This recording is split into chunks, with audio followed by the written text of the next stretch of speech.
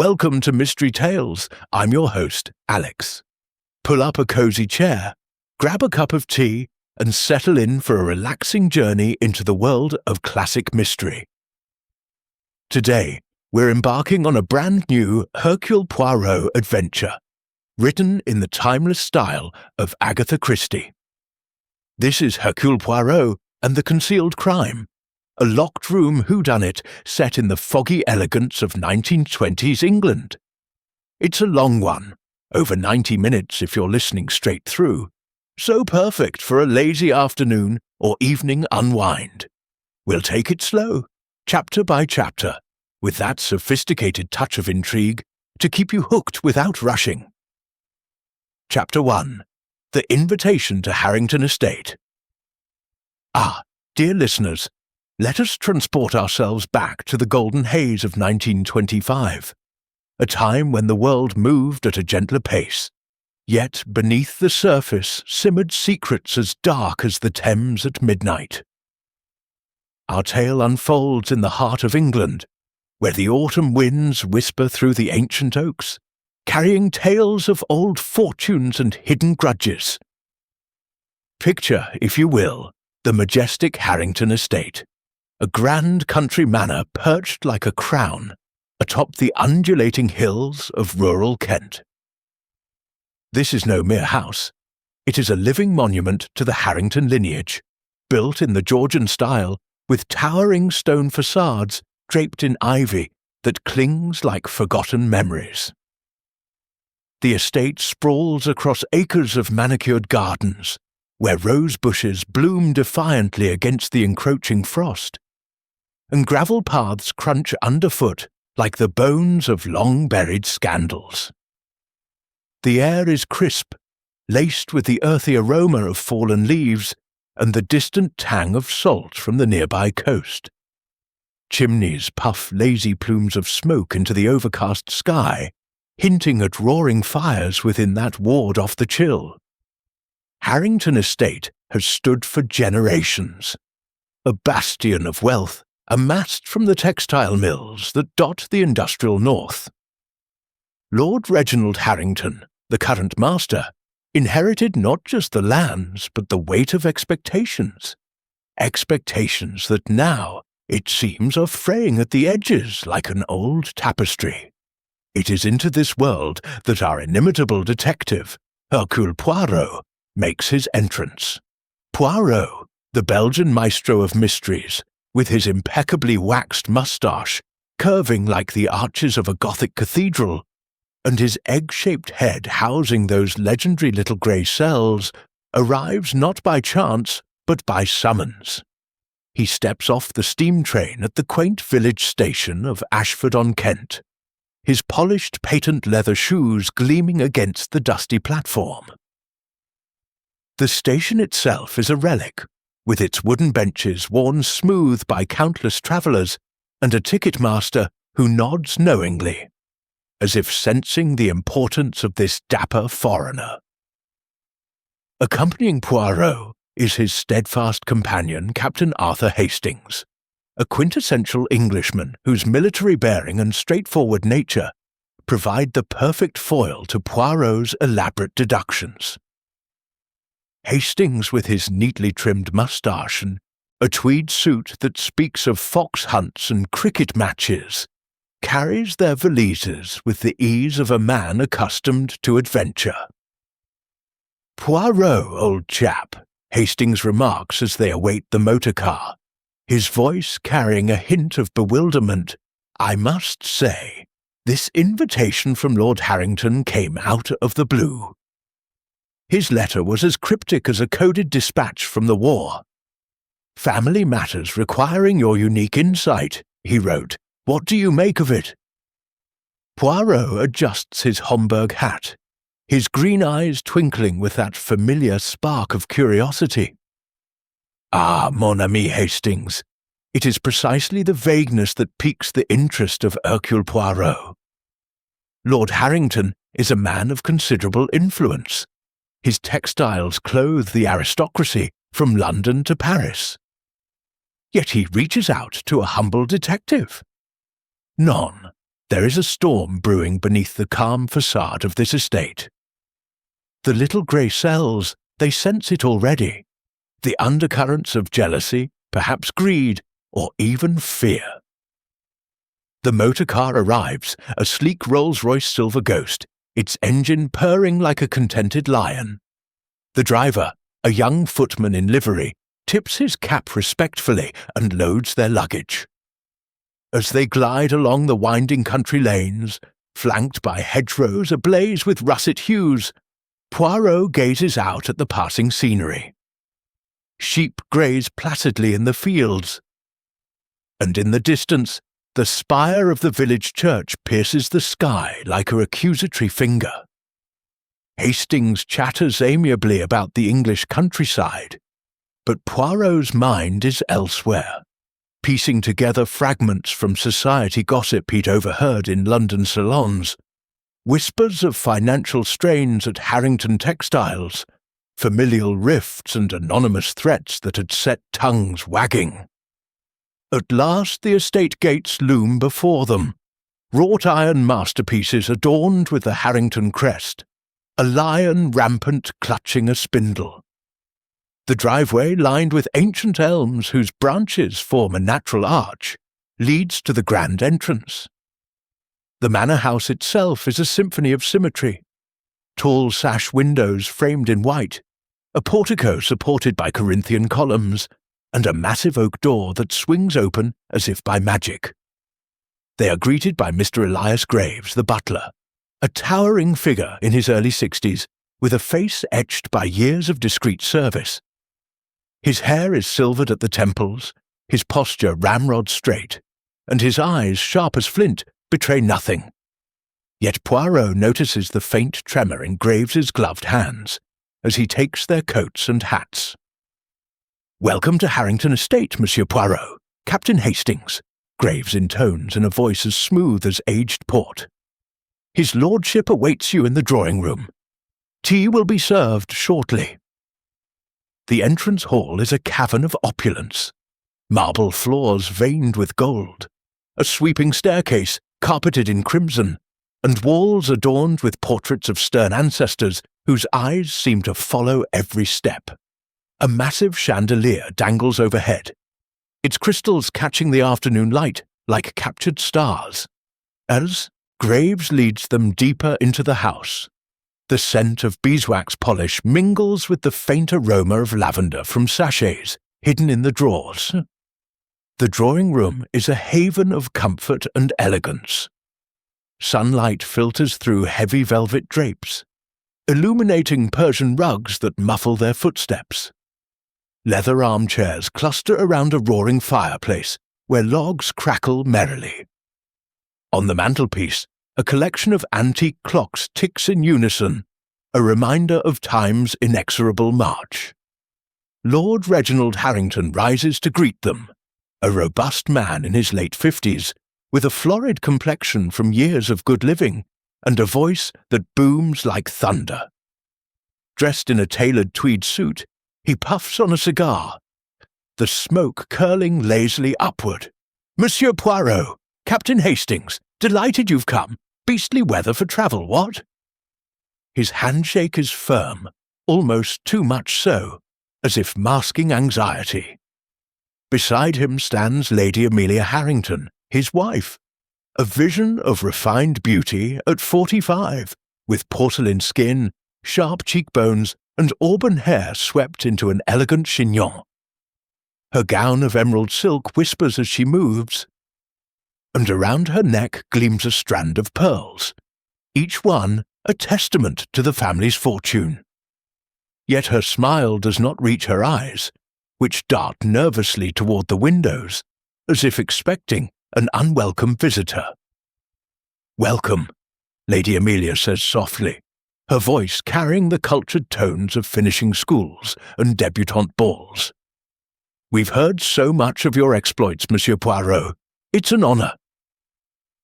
The household assembles gradually for tea, each member entering like actors in a well-rehearsed play.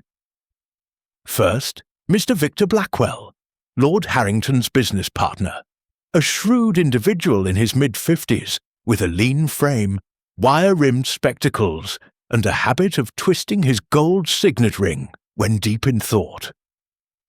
Blackwell's eyes are calculating, like those of a banker assessing collateral. Rumours in the city speak of a recent rift over company expansions. Harrington favours tradition, while Blackwell pushes for risky ventures abroad. Next comes Miss Evelyn Harrington, the Lord's niece and ward, a vivacious young woman of 22, embodying the spirit of the Roaring Twenties. Her bobbed hair frames a face alight with mischief, and her beaded dress shimmers as she flounces into the room. Evelyn's laughter rings out, but Poirot detects a forced quality, as if it's a shield against deeper sorrows. She's set to inherit a substantial portion of the estate, yet tensions simmer over her modern pursuits. Jazz clubs in London, fast cars, and a rumoured unsuitable suitor. Dr. Marcus Thornton, a family friend and the estate's occasional physician, follows. A jovial sort in his early 40s, with a ruddy complexion from too many days on the hunting field, and a belly that strains against his waistcoat. Thornton's easy smile belies a rumoured desperation. Whispers of gambling debts have reached even Poirot's ears. He claps Hastings on the back like an old comrade. "Captain, good to see a military man. Reminds me of my days in the Boer War." Finally, Miss Clara Langley, Lord Harrington's personal secretary, a prim and efficient woman of 30, with spectacles perched on her nose and a leather-bound notebook clutched like a talisman. Her mousy hair is pinned neatly, and her grey dress is as unassuming as her demeanour. Yet Poirot observes the way her eyes linger on Lord Harrington. A flicker of something more than professional devotion. Tea is served on delicate china, with scones, clotted cream, and cucumber sandwiches arranged artfully on silver tiers. Conversation flows politely.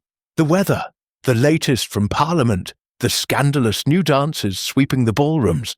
But beneath it all, Poirot senses the cracks. Lady Amelia's hand trembles as she pours, spilling a drop of tea. Blackwell's remarks on business carry a barbed edge. Evelyn's quips about independence draw a frown from her uncle. Dr. Thornton laughs too loudly at his own jokes, while Graves hovers like a spectre, refilling cups with mechanical precision. Miss Langley notes everything in her book, her pen scratching softly. As the afternoon wanes, Lord Harrington draws Poirot aside to the bay window, overlooking the gardens where gardeners clip hedges with rhythmic snips. "Monsieur Poirot," he confides, his voice lowering to a gravelly whisper, "I'm grateful you've come. There are disturbances here. Anonymous letters arriving by post, veiled threats about concealed sins and imminent reckoning. My family, well, let's say not all, is harmonious. I fear for my safety and perhaps others." Poirot nods solemnly, his moustache twitching as his mind races. "Milord, you do well to summon Hercule Poirot.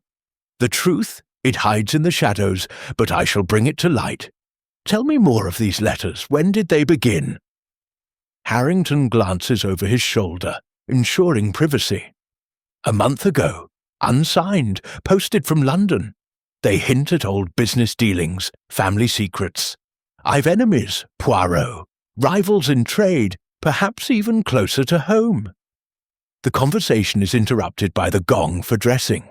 Dinner approaches. As Poirot retires to his guest suite, a lavish room with four-poster bed and views of the lake, he ponders. Hastings joins him, unpacking. "Queer bunch, eh? That Blackwell chap seems shifty."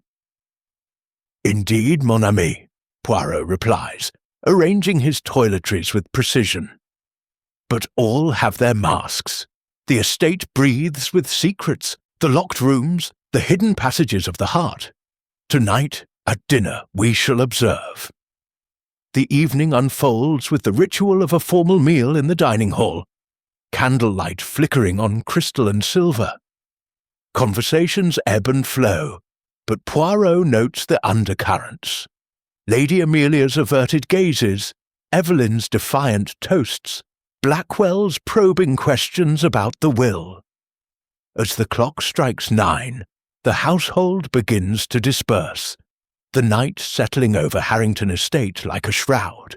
Little does anyone know, the concealed crime lurks just beyond the horizon. Chapter 2. The Crime Discovered. The velvet curtain of night had fallen over Harrington Estate, transforming the grand manor into a labyrinth of shadows and secrets.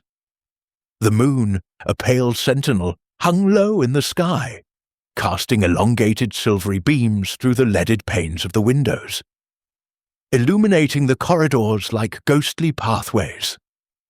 The house, so alive with chatter during the day, now breathed in hushed tones, the creak of settling timbers, the distant hoot of an owl in the woods beyond the gardens, and the relentless ticking of the grandfather clock in the hall, marking the passage of hours with mechanical indifference. Hercule Poirot, ensconced in his luxurious guest chamber on the first floor, found sleep elusive. The room was a study in comfort. A 4-poster bed with silken sheets, a writing desk polished to a gleam, and a fireplace where embers glowed faintly, warding off the autumn chill. Yet Poirot's mind, that precision instrument of deduction, whirred ceaselessly. He lay there, his famous moustache impeccably still, replaying the evening's observations. The tensions at dinner had been palpable. Lady Amelia's averted eyes when her husband spoke of business, Mr. Blackwell's thinly veiled barbs about outdated methods, Miss Evelyn's rebellious laughter that rang a touch too shrill, and Lord Harrington's confession of those anonymous letters. Ah, yes, the little grey cells sensed a web of motives, tangled like the ivy on the estate's walls. Beside him, in the adjoining room connected by a door left ajar, Captain Hastings slumbered peacefully, his snores a rhythmic counterpoint to the night's quiet. Hastings, ever the practical soul, had dismissed the undercurrents as family squabbles, but Poirot knew better. "No," he murmured to himself, "there is malice here, concealed yet potent." It was nearing midnight when the first disturbance pierced the silence. Poirot, rising to adjust his window against a draught, heard it, a muffled exchange of voices, heated and urgent, drifting from below. The source? The Lord's study, a fortified sanctum on the ground floor, its heavy oak door always locked when in use, and its windows barred with iron grills dating back to less secure times. Poirot slipped on his dressing gown, a garment of fine wool embroidered with subtle patterns, and padded silently down the staircase, his soft slippers making no sound on the carpeted steps. The hallway was dimly lit by a single sconce, its flame flickering as if in conspiracy. Approaching the study door, Poirot pressed his ear to the wood. The voices were indistinct, one deep and authoritative, Lord Harrington's no doubt, and the other higher, perhaps a woman's, laced with urgency or anger. Words like betrayal and consequences floated through, but before Poirot could discern more, the argument ceased abruptly, as if the participants had sensed an intruder. A chair scraped, footsteps receded, and then silence. Poirot knocked softly. No response. He tried the handle, locked, as expected. With a thoughtful hum, he returned to his room, his mind now ablaze. An altercation at such an hour? Most intriguing. The night passed fitfully for Poirot, but dawn arrived with a shattering cry that echoed through the manor like a banshee's wail. It was the housemaid, young Elsie, who discovered the horror. Her scream roused the household, doors flying open as dishevelled figures emerged, Hastings in his pyjamas, pistol in hand from old habits. Lady Amelia, in a flowing nightgown, her face ashen, and the others tumbling down in various states of alarm. They converged on the study. The door, still locked from within, yielded only when Graves, the butler, produced a master key with trembling hands. Inside, the scene was one of frozen tragedy. Lord Reginald Harrington slumped over his massive mahogany desk, his head resting on a blotter stained with crimson. A single gunshot wound pierced his chest, directly through the heart, with faint powder burns on his silk dressing gown, suggesting the shot had been fired at close range. Yet, astonishingly, no weapon lay in sight. Not on the desk, not on the floor, not concealed in the drawers that Poirot swiftly checked. The room was a locked enigma. The key still turned inward in the lock, the windows bolted shut with no signs of tampering, their bars intact.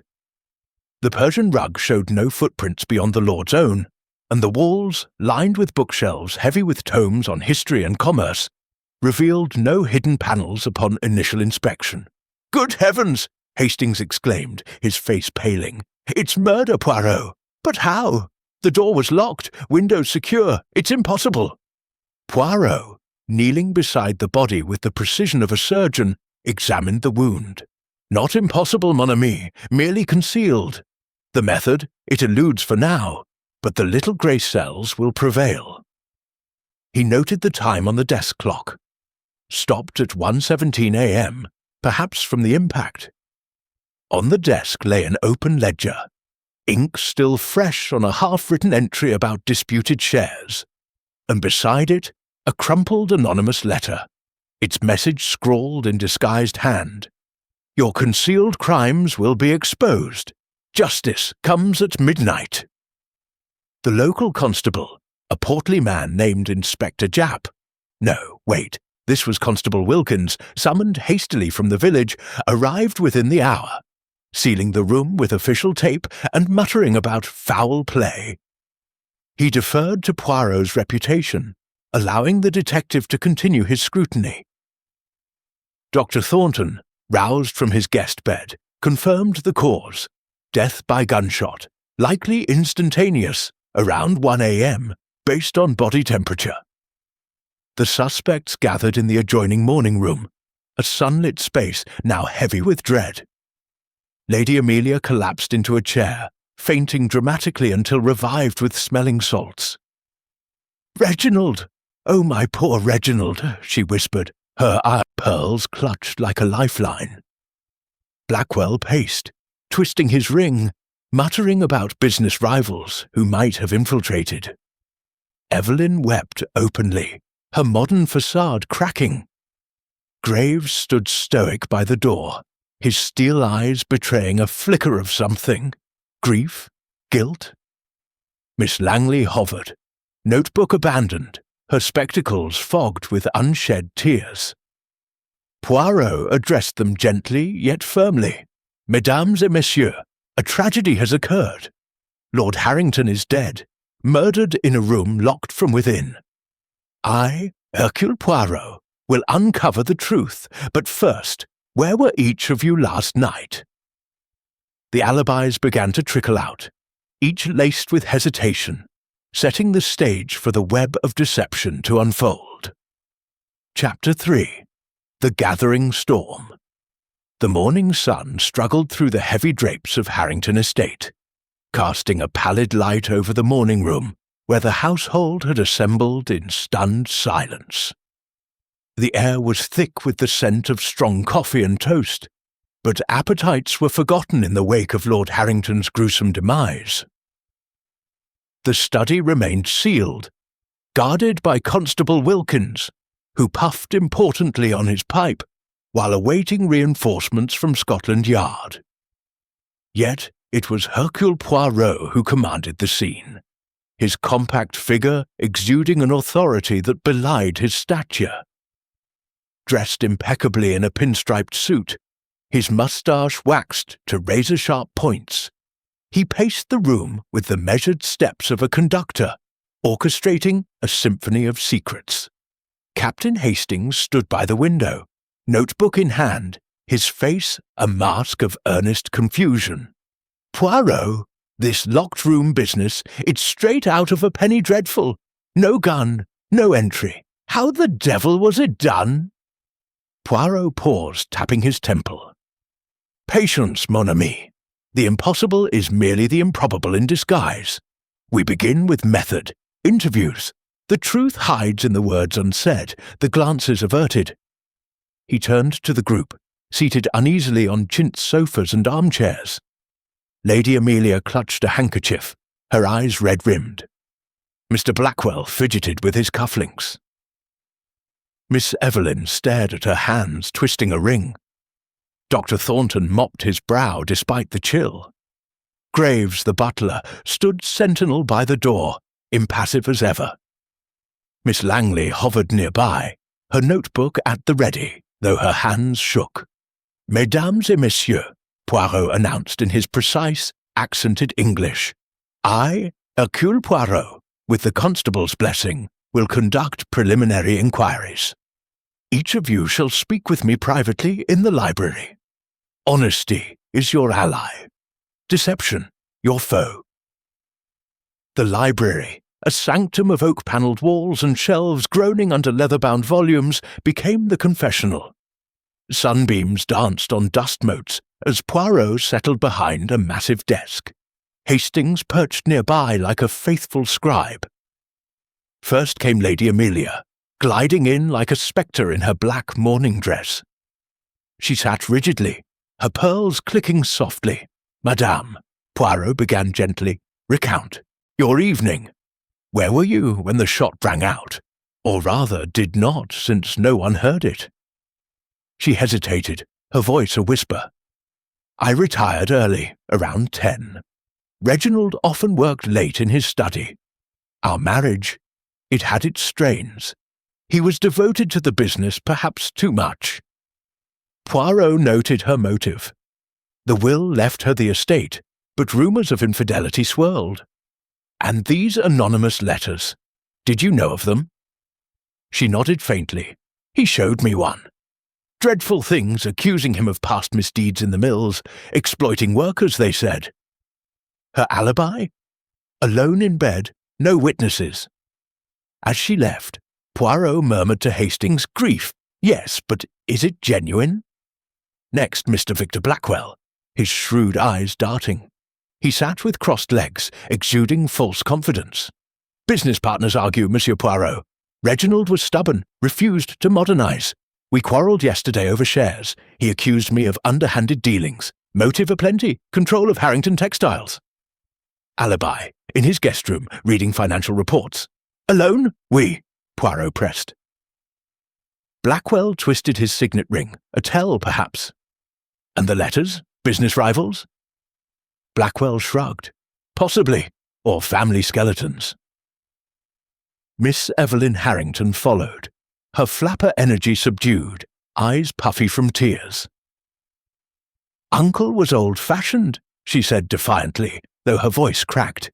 "He threatened to cut me from the will over my lifestyle. London parties, my beau, a jazz musician, heaven forbid. Inheritance motive clear."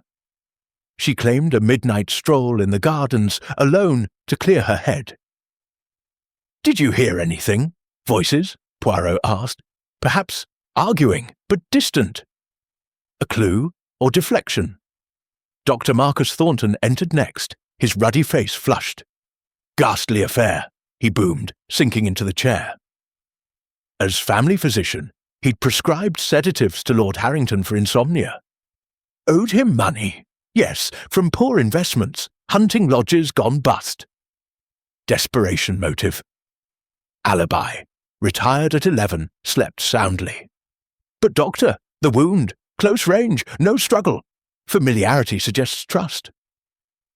Thornton sweated. "I checked him last evening. He seemed agitated." Graves, the butler, was stoic, his gaunt frame unyielding. "Served the family 30 years, sir. Master was fair, though wages stagnant." Bitterness, resentment motive? He was in the servants' quarters, corroborated by the cook, but partial. The master key, Monsieur Graves. You have one. Graves nodded, but the door was locked from inside. Finally, Miss Clara Langley, prim and pale. I managed his correspondence, she said softly. He was kind, more than employer. Unrequited love. She admitted typing the anonymous letters for him to investigate, but denied sending threats. Alibi. In her room, writing letters. Her glances toward the study door earlier. Affection or guilt? As the interviews concluded, Poirot gathered fragments. A small footprint outside the study window. Too dainty for a man.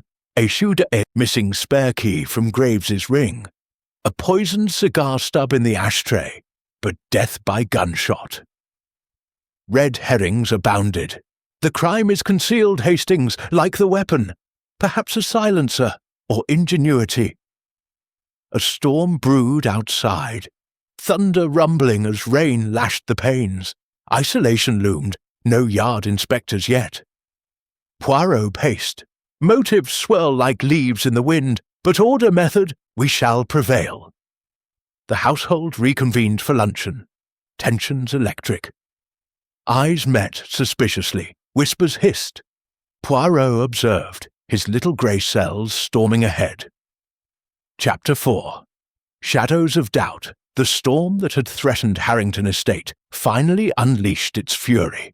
Rain lashing against the windows like accusing fingers. Thunder rumbling, as if the heavens themselves disapproved of the secrets buried within. Inside, the atmosphere was no less charged. The household moved like ghosts, whispers echoing in the corridors, eyes meeting with suspicion. Hercule Poirot, undeterred by the deluge, delved deeper into the enigma of the locked-room murder.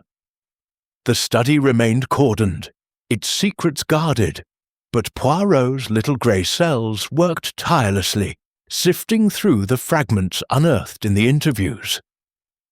Accompanied by Captain Hastings, who clutched his notebook like a shield, Poirot began a meticulous search of the premises. "We seek not just clues, mon ami," Poirot instructed, his voice a calm anchor amid the tempest, "but the illusions, the red herrings that distract from the truth. They started in the study itself, with Constable Wilkins' grudging permission. The room was a tableau of halted life, the desk cluttered with papers, the air still faintly redolent of cigar smoke and gunpowder. Poirot examined the windows again, bolted tight, no scratches on the bars. The footprint outside, blurred by rain now, but earlier noted as small, perhaps a woman's shoe. "Ah, see here," Poirot murmured, pointing to a faint scuff on the sill. Someone pressed against the glass, or mere weathering? Hastings jotted it down. Deeper inspection revealed a hidden compartment in the desk, a small safe, its door ajar. Inside, documents pertaining to the family will and business shares, but one folder missing. Stolen or concealed elsewhere? Poirot pondered. Venturing to the suspect's quarters, they began with Lady Amelia's boudoir, a feminine retreat of lace curtains and perfume bottles. With her reluctant consent, Poirot sifted through drawers. A discovery, a vial of sleeping powders, prescribed by Dr. Thornton. "Madam, you mentioned strains in the marriage. Did you perhaps administer these to your husband?" Lady Amelia paled. "Only as needed. He was restless." Red herring, or clue to poisoning, conflicting with the gunshot. Next, Mr. Blackwell's room, sparse and businesslike. In his valise, Poirot found correspondence, letters disputing shares, one threatening legal action. Blackwell, caught off guard, blustered. Private matters. Reginald was hoarding profits. But then, a glint. Blackwell's signet ring opened to reveal a tiny compartment, empty now, but sized for a poison pill or bullet. For a locket photo, Blackwell claimed, of my late wife. Poirot's eyes narrowed. Truth or deflection? Miss Evelyn's chamber was a contrast strewn with modern trinkets, jazz records, a flask of gin hidden in a hatbox. Uncle disapproved, she admitted tearfully. A search yielded a love letter from her suitor, pleading for funds, motive amplified. But then, a red herring, a pearl earring matching Lady Amelia's necklace, found under the bed. How did this come here? Poirot queried. Evelyn flushed. Borrowed or planted?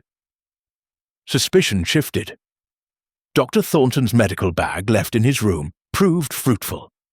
Amid stethoscopes and vials, a syringe with residue, analysis later, but smelling faintly of sedative. Doctor, you admitted debts. Did you seek to overdose the Lord, then stage the shooting? Thornton protested vehemently. Absurd! I treated him for heart palpitations. Yet, a notebook entry. A large sum owed, crossed out recently. Forgery or repayment concealed? The servants' quarters next. Graves's Spartan room. Poirot spotted a blood-stained handkerchief in the laundry basket.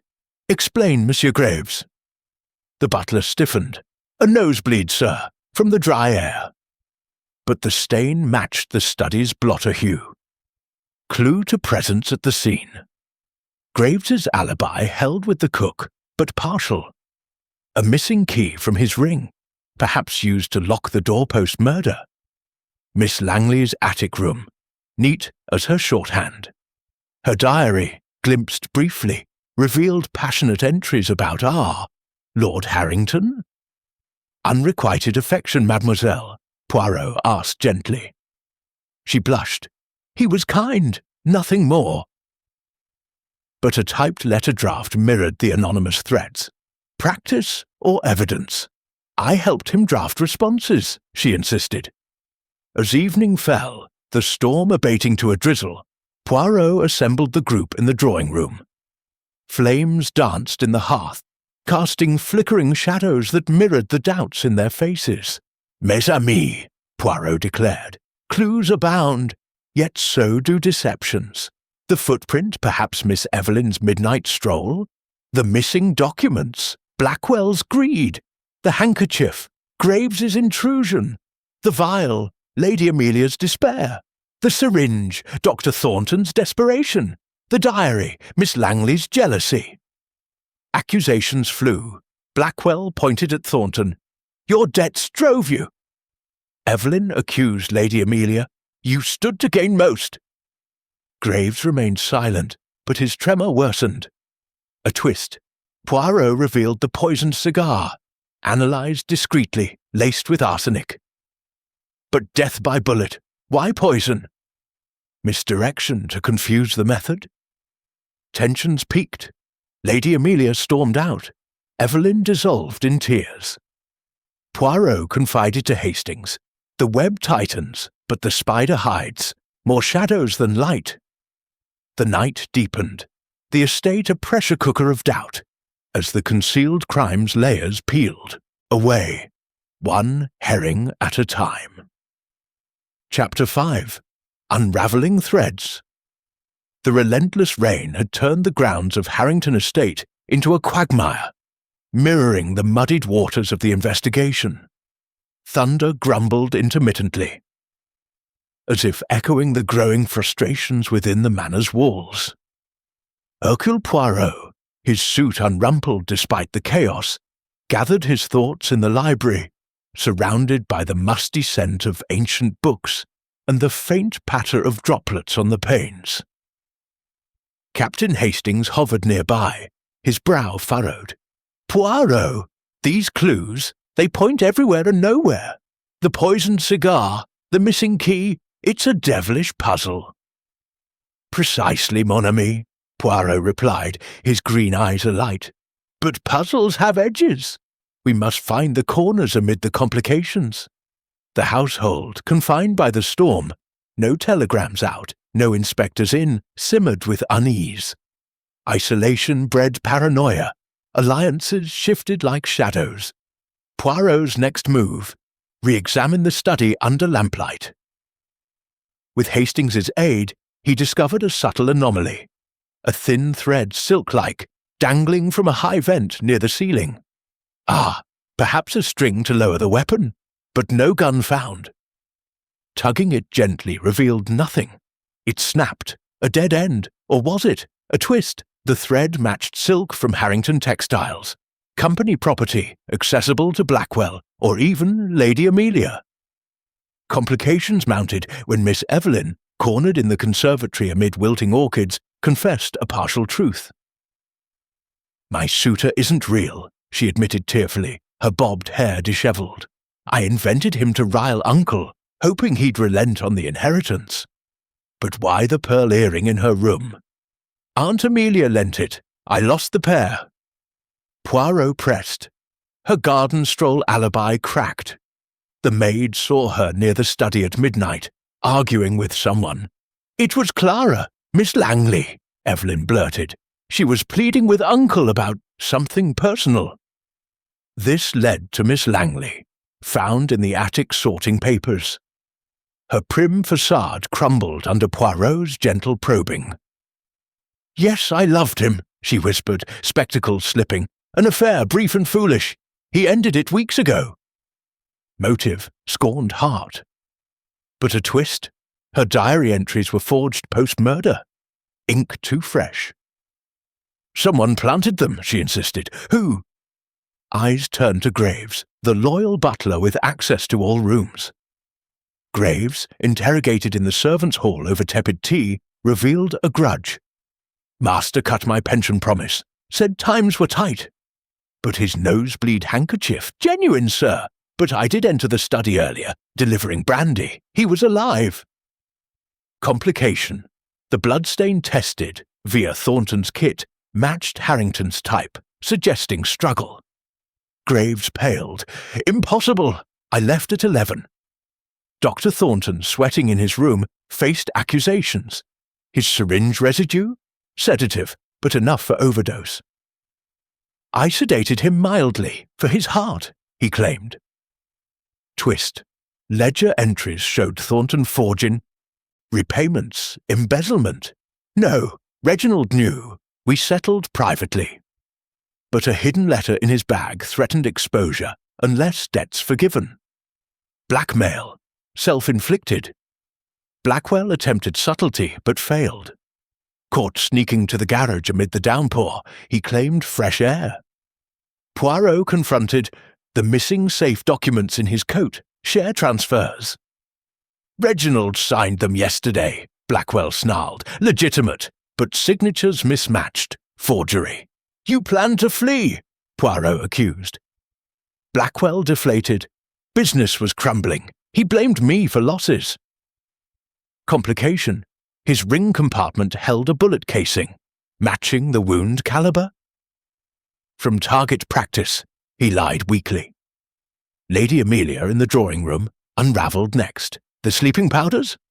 "I dosed his tea sometimes, for peace." But the footprint outside the window, hers.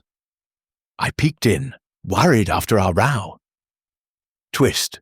She admitted sending one anonymous letter to scare him into mending their marriage, but not threats. The others unknown. As night fell, Poirot pieced twists. The vent thread suggested a pulley system for the gun, fired remotely. But no mechanism found. A secret passage? Architectural plans fetched from the attic showed none, but a hollow space behind bookshelves. Empty, save dust, red herring resolved. The poisoned cigar was self-inflicted. Harrington's suicide attempt thwarted. No, arsenic traces minimal. A major complication. The storm unearthed a buried telegram in the postbox, undelivered, warning of imminent danger from a London rival. External culprit? But locked room defied entry. Poirot paced. Twists upon twists the murderer adapts. Tensions boiled at dinner, sparse and silent. Accusations erupted. Thornton blamed Blackwell for forgery. Evelyn accused Langley of jealousy. Graves eyed Lady Amelia suspiciously. A scuffle? Blackwell lunged at Thornton, knocked over a vase. In the shards, a tiny key fragment. To the safe, Poirot wondered, or the study duplicate? Chapter 6. The revelation dawn broke over Harrington Estate like a reluctant witness. The storm's remnants dripping from eaves, as pale light filtered through the fog-shrouded windows. The household, weary from a night of fractured sleep and whispered accusations, gathered in the drawing-room at Hercule Poirot's insistent summons. The fire crackled half-heartedly, casting wavering shadows on faces etched with exhaustion and fear. Constable Wilkins stood by the door, notebook poised, while Captain Hastings flanked Poirot, his expression a mix of anticipation and bewilderment.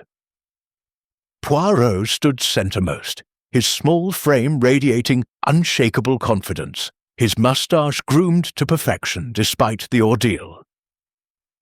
"Mesdames et messieurs," he began, his voice cutting through the tension like a scalpel. "The time for shadows has ended. Hercule Poirot has employed his little grey cells, and the concealed crime stands revealed. But first, patience. We must trace the path to truth." He paced, slowly, eyes scanning each suspect. Lady Amelia, veiled in black, clutching her pearls. Mr. Blackwell, ring-twisting, ceased, his gaze defiant. Miss Evelyn, mascara smudged from tears. Dr. Thornton, unusually subdued, mopping his brow. Graves, rigid as a statue. Miss Langley, spectacles polished nervously. The murder of Lord Harrington, an impossible crime. Shot in a locked room, key inside, windows barred, no weapon. Yet clues whispered, the small footprint, the poisoned cigar, the missing documents, the thread from the vent, the blood-stained handkerchief, the forged letters. Red herrings, all but leading to the fish. Poirot paused dramatically. Consider the method. No secret passage, no remote string, none. The door was locked from inside, but the killer entered and exited with trust. The victim knew his assassin, admitted him late. The shot, close range with powder burns, yet silent. Perhaps a silencer, fashioned from everyday items. Hastings nodded eagerly. "The medical bag, Poirot." "Précisément." Poirot whirled to Dr. Marcus Thornton. "Doctor, you prescribed sedatives, owed vast sums, debts that crushed you. Lord Harrington forgave much, but not all. He demanded repayment or exposure." Thornton bolted upright. "Lies! I was his friend." "Friend or parasite?" Poirot retorted. "You visited the study at midnight. Evelyn heard voices. Langley confessed the affair had cleared herself. You argued debts. He refused more time. In desperation, you drew your revolver, silenced with padding from your bag, a trick from your Boer War days." The room gasped. Lady Amelia fainted into a chair. Blackwell smirked faintly. "But the locked room," Wilkins blurted. Poirot smiled. "Ah, the brilliance, and the flaw. You shot him as he sat at the desk, then the concealment. You hid the gun temporarily in your bag, but needed to remove it undetected. The key? You used a duplicate, fashioned weeks ago, when pretending to treat his heart. After the deed, you locked the door from inside, but wait, no exit." Poirot gestured grandly. "The bars on the windows old, but one loose, pried earlier by you during a house call. You squeezed through. Your ruddy complexion hides a wiry youth's agility. The footprint? Yours, in borrowed small boots from the maid's stores, to mislead toward a woman. Outside you circled, re-entered via the servant's door, and planted distractions. The poisoned cigar, arsenic from your kit, to suggest suicide or alternate cause. The thread, cut from textiles hinting pulley. The bloodied handkerchief, your own blood, pricked finger. But the masterstroke, the gun, hidden initially in a hollowed book on the shelf. The concealed crimes of the Empire, ironic, no? Later retrieved when chaos reigned. Thornton laughed hollowly. Fanciful. Proof? Abundant, Poirot declared. Residue on your cufflinks. Gunpowder, matched by my test with Hastings. The syringe, not sedative. Traceless poison attempted first, but he woke, argued. The forged repayments in the ledger. Your handwriting, disguised poorly. The anonymous letters, typed on your portable machine, hidden in the garage. Blackwell saw you there. And the bullet casing in your ring slipped there post-murder. Blackwell nodded grimly. I suspected, but said nothing. Business ties. Evelyn sobbed. You monster! Graves stepped forward. I found the loose bar weeks ago, Doctor. Mentioned it in passing. You use that. Langley whispered. He confided debts to me, begged silence. Lady Amelia revived, glaring. Reginald trusted you. Thornton slumped, defiance crumbling. Yes. Damn you, Poirot. The Mills failed investments. He wouldn't bail me out again. One shot, panic the rest. Improvisation. I thought the locked room impenetrable. Poirot nodded solemnly. But nothing conceals from Hercule Poirot. The little grey cells, they see through the fog. Wilkins advanced with cuffs. Marcus Thornton, you're under arrest. As Thornton was led away, protesting faintly, the room exhaled. Relief mingled with horror. Hastings clapped Poirot's shoulder. Brilliant, old chap! The order and method, Poirot replied modestly, they triumph always. Yet a lingering twist. In Thornton's pocket, a final note. If caught, blame Blackwell. A last red herring, unneeded now. The revelation complete, the concealed crime exposed at last. Chapter 7. Justice Served. The drawing room at Harrington Estate, once a stage for polite teas and veiled barbs, now felt like a courtroom in the aftermath of revelation.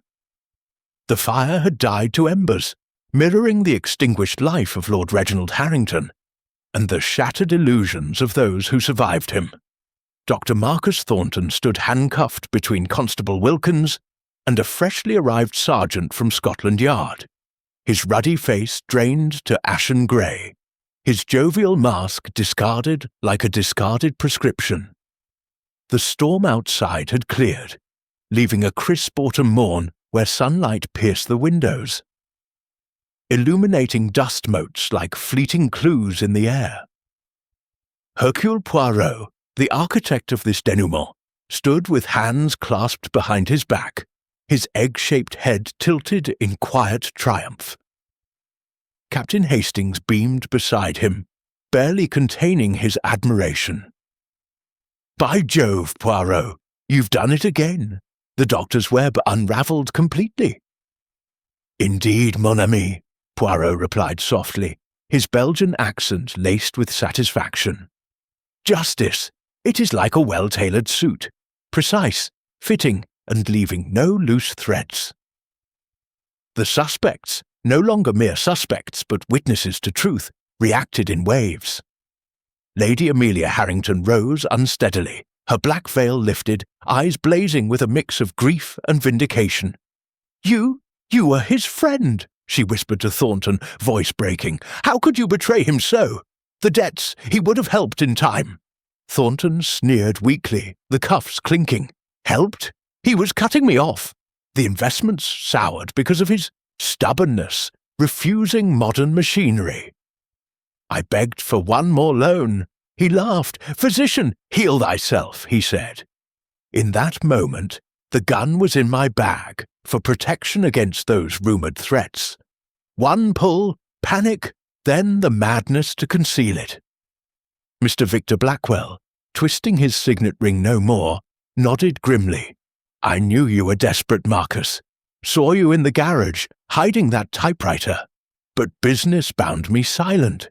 Reginald's death, it complicates shares, but at least the forgery's exposed.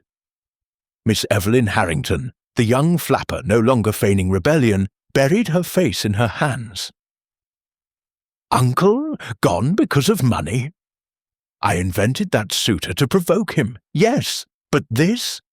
Doctor, you treated my childhood fevers. Graves the butler allowed a rare crack in his stoic facade, a single tear tracing his gaunt cheek. 30 years, sir, he addressed Thornton. I mentioned the loose bar in passing, never dreaming. Master was firm but fair. My pension cut, petty compared to your greed. Miss Clara Langley, spectacles fogged once more, spoke faintly. You confided in me, Marcus, about the debts. I pitied you, even after Reginald ended our connection. But murder? Poison first, then the shot? Poirot interjected, his voice commanding attention. Oui, mademoiselle. The full picture. Dr. Thornton attempted poison via the cigar, arsenic from his medical stores, to mimic heart failure. But Lord Harrington, agitated from the anonymous letters, your own work, Doctor, typed to heighten paranoia, confronted you. The poison failed to act swiftly. He rose, argued, in rage, the revolver silenced with gauze from your bag. The locked room. You locked it from inside after the deed, then exited via the Pride window bar, circling back through the servant's entrance. The small footprint, maid's boots, borrowed and returned. The distractions, the thread, the blood, your own from a deliberate prick, the hollow book for temporary concealment of the gun, all to breed confusion. Thornton slumped against the sergeant. Clever little man. Yes, I retrieved the gun later, during the chaos of discovery, slipped it into the lake outside, but the casing in my ring, foolish souvenir. Constable Wilkins cleared his throat. The yard's divers will fetch it, no doubt. Marcus Thornton, you're charged with murder most foul, and attempted fraud with those forgeries. As Thornton was led away, his protests fading down the hall, it was desperation, not premeditation. The room exhaled collectively. Lady Amelia approached Poirot, grasping his hand. Monsieur, thank you. Reginald's memory, tarnished by betrayal, but cleared by truth. Poirot bowed slightly. Madame, the little grey cells serve only order. Your husband faced threats real and imagined, but the concealed crime came from within, from false friendship. Blackwell extended a hand to Hastings. Captain, your friend's a marvel. The business will rebuild honourably. Evelyn hugged Langley impulsively. We're free of it all. Secrets, lies. Graves poured sherry with steady hands now. To justice, sirs. The yard men took statements, sealing the study as evidence. By afternoon, Thornton was en route to London, trial looming, a sensation for the papers, no doubt. Poirot and Hastings prepared to depart, the Rolls-Royce idling at the porte-cochere. A satisfying conclusion, eh, Poirot? Hastings said, loading valises. Most satisfying, mon ami. The impossible crime, made possible by trust abused but see, the estate breathes anew. As they motored away, Poirot gazed back at the manor, ivy swaying gently. Another web untangled. On to the next, perhaps. Hastings chuckled. With you? Always. Justice served. The concealed crime laid bare forever. Chapter 8. Echoes of Deception. The sun climbed higher over Harrington Estate, banishing the last vestiges of the storm and casting a golden hue on the Dukist lawns. Yet, even as Dr. Marcus Thornton was bundled into the police motor car, his protests fading into the distance like a receding thunderclap, an undercurrent of unease lingered in the air. The household, freed from the immediate grip of murder, now faced the ripples of deception that had woven through their lives like hidden threads in a Harrington tapestry. Hercule Poirot, ever the meticulous observer, sensed that justice, while served, had not yet fully quenched the thirst for closure. There were echoes, subtle, insistent, that demanded attention. Captain Hastings, valise in hand, paused on the gravel drive. Poirot, that's that then. Thornton off to face the noose, or whatever they do these days. Splendid work. Poirot adjusted his Homburg hat, his green eyes scanning the manor facade. Ah, mon ami, but is it truly ended? The concealed crime revealed, oui, but deceptions have accomplices, shadows that linger. Observe, the faces at the windows, relief, yet questions unspoken. Indeed, as the yardmen departed, the group reconvened in the library, where sunlight streamed through mullioned panes, illuminating dust-laden tomes and the weight of recent revelations. Lady Amelia Harrington, composed once more in her morning weeds, poured tea with steady hands. Monsieur Poirot, you've given us peace, but the letters? Those dreadful anonymous threats, were they all Thornton's doing? Poirot settled into an armchair, accepting a cup with a nod. Madame, the letters were his tool, typed to sow paranoia, to justify his protection visits.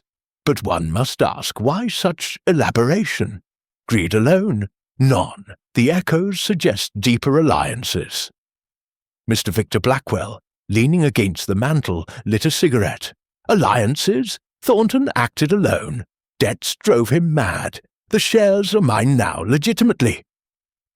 Miss Evelyn Harrington, perched on the window seat, toyed with her bobbed curls. But Uncle's will, with Thornton exposed, does it change? I mean, the inheritance. Graves, entering with fresh scones, cleared his throat. Miss, the solicitor arrives tomorrow, all in order, I assure you. Miss Clara Langley, notebook set aside for once, glanced up. Yet, I found something odd in the study papers before it was sealed, a coded note tucked in a book. Poirot's moustache twitched. Précisément, the little grey cells anticipated this. Hand it over, mademoiselle. The note, scrawled in faint pencil on a scrap of ledger paper, read, T, meet at midnight, shares split 50-50, silence for silence. V. The room froze. Blackwell stubbed out his cigarette abruptly. Preposterous! That's not my hand. Poirot examined it closely. Ah, but the ink, fresh, yet aged artificially with tea stains. And the V? Victor, perhaps? Or veiled threat? Evelyn gasped. Blackwell, you and Thornton, partners in ruin? Blackwell laughed harshly. Absurd. Reginald and I quarrelled, yes, but murder? I suspected Thornton's desperation, kept quiet for the business. That note's a plant. Lady Amelia set her cup down with a clink. But the missing documents from the safe, they pertained to your expansions, Victor. Reginald opposed them vehemently. Graves interjected softly. Pardon, milady, I overheard Master and Mr. Blackwell arguing days ago. Something about collusion with the doctor. Langley nodded. And the typewriter in the garage. Thornton used it, but Blackwell has a key to that wing. Poirot rose, pacing. Echoes, mes amis. Thornton confessed solo, but deceptions echo alliances. Consider, the forged repayments benefited whom? Thornton erased debts, but Blackwell's shares inflated falsely. A pact. Thornton eliminates Harrington. Blackwell overlooks embezzlement. They split profits. Blackwell paled. Lies. Prove it. Proof? Poirot smiled enigmatically. The ring compartment, empty, but residue of paper ash. You burned evidence, and the telegram in the postbox, imminent danger, sent by you to divert suspicion to rivals. Hastings exclaimed, By gad! So Blackwell was the silent partner? Oui, not murderer, but conspirator. Thornton pulled the trigger. Blackwell provided the duplicate key, pried the bar in advance during a business visit.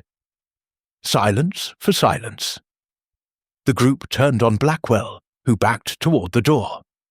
You meddling foreigner! Reginald was dragging us under. Thornton proposed it. I acquiesced. Lady Amelia stood, voice steel. Acquiesced to murder? For shares? Evelyn wept. Uncle trusted you both. Graves blocked the exit. Sir, the constable's not far. Shall I fetch him? Poirot nodded. Do so. Justice extends to echoes. As Blackwell was restrained, confessing in a torrent, it was to save the mills. Thornton botched the concealment. The room settled into grim resolution. The yard returned swiftly, cuffs clicking once more.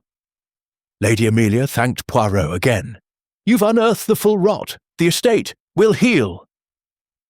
Evelyn embraced Langley. "Sisters in loss, perhaps?"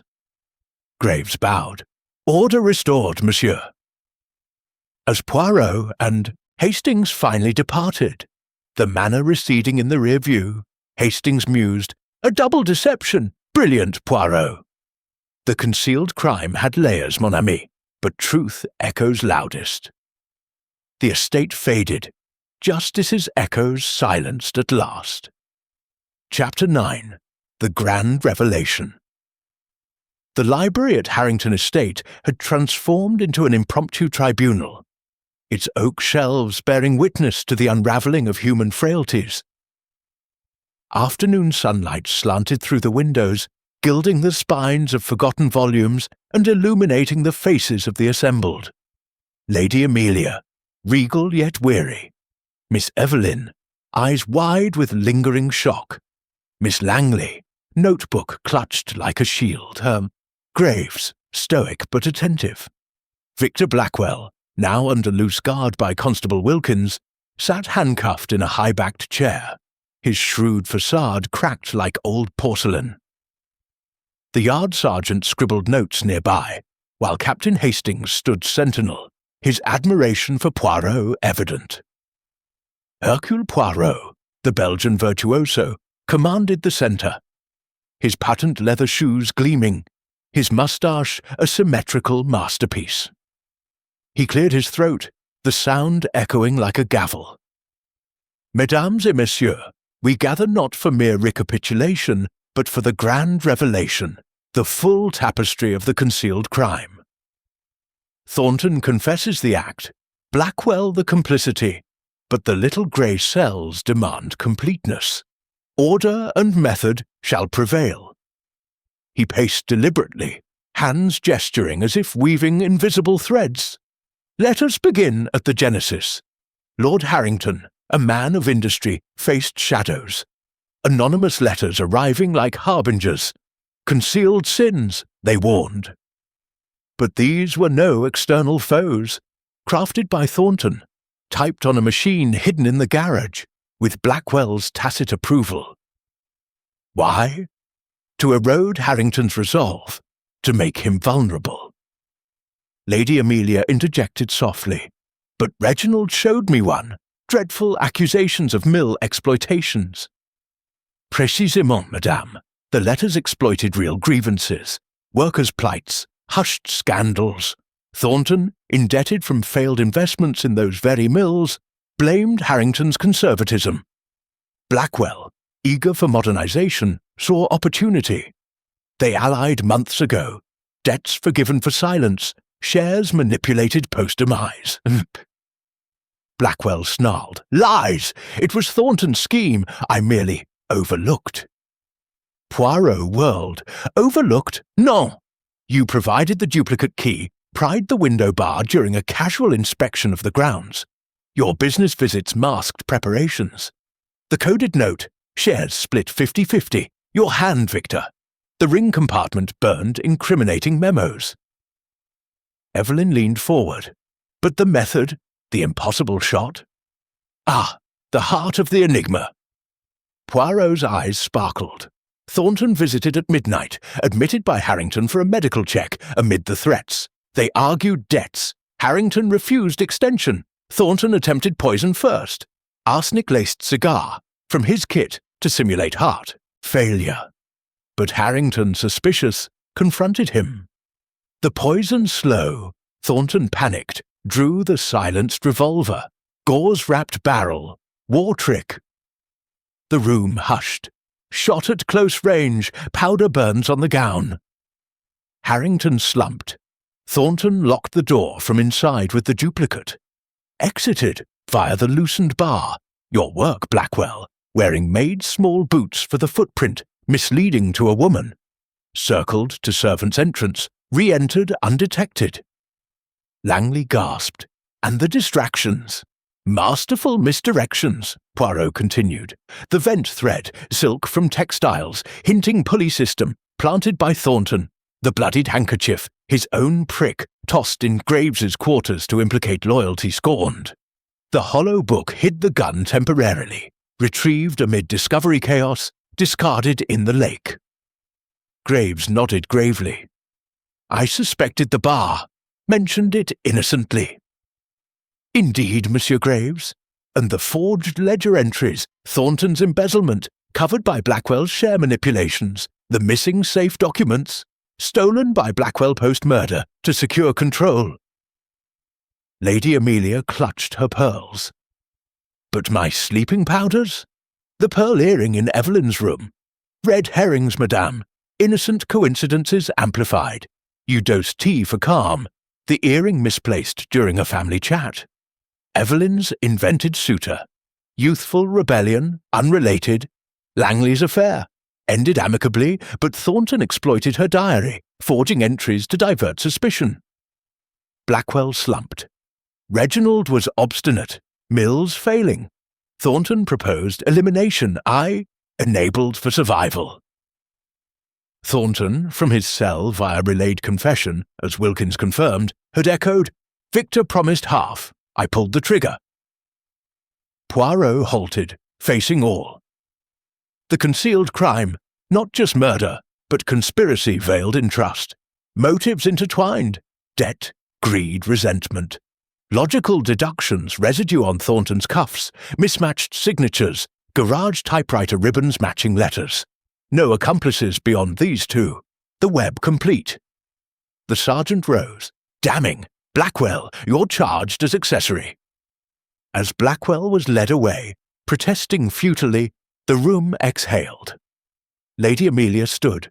Monsieur Poirot, you've illuminated every shadow. The estate, it can heal now. Evelyn smiled faintly. No more secrets. Langley closed her notebook. Truth prevails. Graves bowed. Tea, anyone? Poirot demurred modestly. The little grey cells, they merely arrange what is there. Outside, as Hastings and Poirot boarded the car, Hastings marvelled. Grand indeed, Poirot. Two culprits unmasked. Oui, mon ami, deception echoes, but revelation silences. The manner dwindled. The grand truth etched eternally. Chapter 10. Dawn of Justice. The first rays of a new dawn gilded the horizons of Harrington Estate, painting the ivy-clad walls in hues of amber and rose, as if nature itself sought to wash away the stains of betrayal and bloodshed.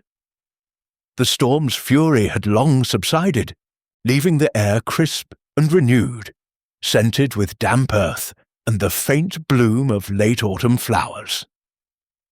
Birds trilled tentatively from the ancient oaks, a chorus heralding renewal, while the gravel paths glistened like scattered jewels underfoot. The manor, once a prison of secrets, now stood as a testament to resilience, its chimneys puffing gentle smoke into the clear sky. Hercule Poirot and Captain Hastings emerged from the grand entrance, their valises packed, the Rolls-Royce Silver Ghost idling with a soft purr. The household assembled on the steps to bid them farewell. Lady Amelia Harrington at the forefront, her mourning attire softened by a shawl of pale silk, her sharp features eased by the light of resolution. Beside her, Miss Evelyn Harrington, her flapper spirit tempered but unbroken, linked arms with Miss Clara Langley. The secretary's prim demeanour warmed by newfound camaraderie. Mr. Elias Graves, the butler, stood tall, his tremor gone, a subtle nod conveying depths of gratitude unspoken. Monsieur Poirot, Lady Amelia began, her voice steady yet laced with emotion. Words fail to express our debt. You've not only unmasked the villains, but restored our faith, in justice, in truth. The concealed crime, it poisoned us all, but your light has cleansed it. Poirot bowed elegantly, his Homburg hat in hand. Madame, it is the order of things. Hercule Poirot merely arranges the chaos. Your husband, Lord Harrington, he was a man of principle, felled by greed's shadow. But see, the estate endures, as do you. Evelyn stepped forward, impulsively hugging Hastings, who blushed furiously. Captain, Monsieur Poirot, thank you. No more invented suitors or hidden grudges. We'll honour Uncle's legacy, modernise the mills fairly, aid the workers. Langley added softly, adjusting her spectacles. And the secrets, they're buried now. I'll manage the affairs with honesty. No more concealed affections or forged entries. Graves cleared his throat, presenting a small parcel. A token, sir. Lord Harrington's favourite cigar case, engraved, for your little grey cell's triumphs. Poirot accepted it with a twitch of his moustache. Most kind, Monsieur Graves.